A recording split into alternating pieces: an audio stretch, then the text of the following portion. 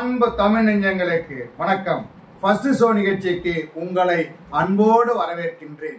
இன்றைய first show நிகழ்ச்சியில சொட்ட சொட்ட நனையுது திரைப்படத்தின் திரை விமர்சனத்தை தெரிந்து கொள்ள போகிறோம். வாங்க நிகழ்ச்சிக்கு போவோம். முடியலன்னு என்னைக்காவது நீங்க வருத்தப்பட்டிருக்கீங்களா அப்படின்னு முடியில்லாத அசாமி கிட்ட ஒருத்தர் கேட்டிருக்காரு.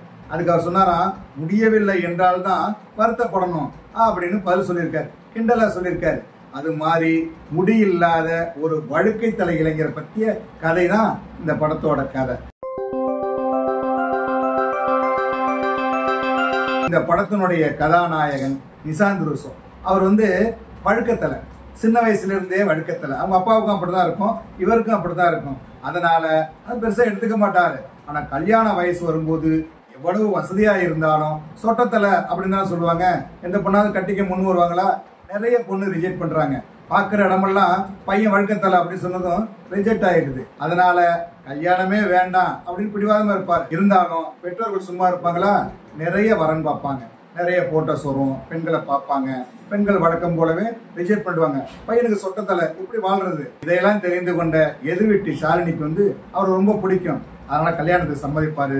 அதுக்கான ஏற்பாடு நடக்கும். இன்விடேஷன் கொடுப்பாங்க, புடவை எடுப்பாங்க, நகை எடுப்பாங்க, மண்டபம் பெருசா இருக்கும், திருவிழா மாதிரி கூட்டம் கூடிரும். அந்த அளவுக்கு தடபுடலா கல்யாணத்துக்கு ஏற்பாடு பண்ணிருப்பாங்க. ஆனா கல்யாணத்துக்கு முதல் நாள் ராத்திரி கதாநாயகன் அதாவது நிசாந்த் சொல்லுவாரு, தயவு செய்து கல்யாணம் வேண்டாம், கல்யாணத்தை நிறுத்துங்க அப்படி சொல்லுவாரு. கல்யாணத்தை இவர் ஏன் நிறுத்த சொன்னாரு, அதுக்கான காரணம் என்ன அப்படிங்கிறது தான் இந்த படத்தோட மீதி கதை.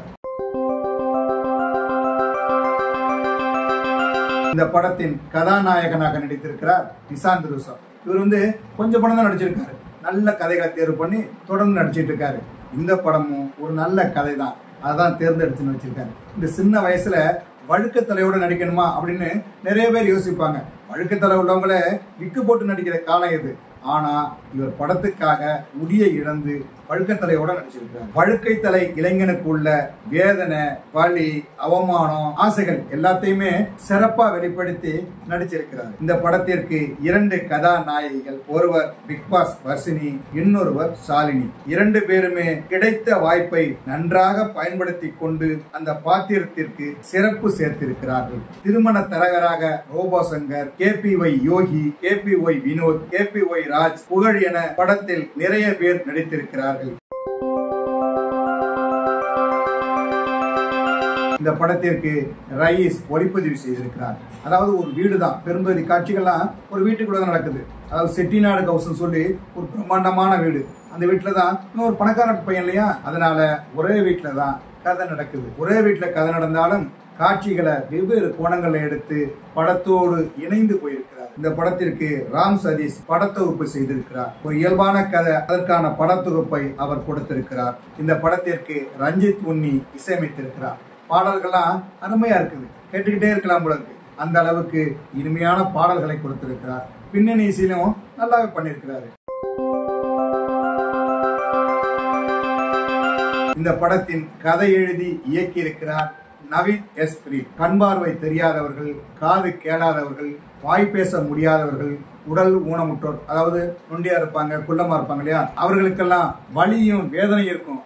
ஆனா இவருக்கு எப்படின்னாக்க சொல்லும் போது அந்த சொட்டத்தலையோட வீடா, அந்த சொட்டத்தலை பையனா அப்படின்னு சொல்லுவாங்க, போடா சொட்ட அப்படின்னு சொல்லுவாங்க. இப்படி முடிகொட்டிய வழுக்கத்தலை மனிதனை பற்றி இந்த சமூகம் எப்படியெல்லாம் அவமானப்படுத்துகிறது என்பதை இந்த படத்தில் பதிவு செய்திருக்கிறார். முடியில்லாதவர்களின் வலி, வேதனை, அவமானம் எல்லாவற்றையும் எல்லா இடங்களிலும் உணர வைப்பது அவருடைய சிறப்பு. இந்த சமூகத்துல நிறைய பேர் குறை உள்ளவர்கள். அதனாலதான் புறக்கூட்டம் அப்படின்னு சொல்லுவாங்க.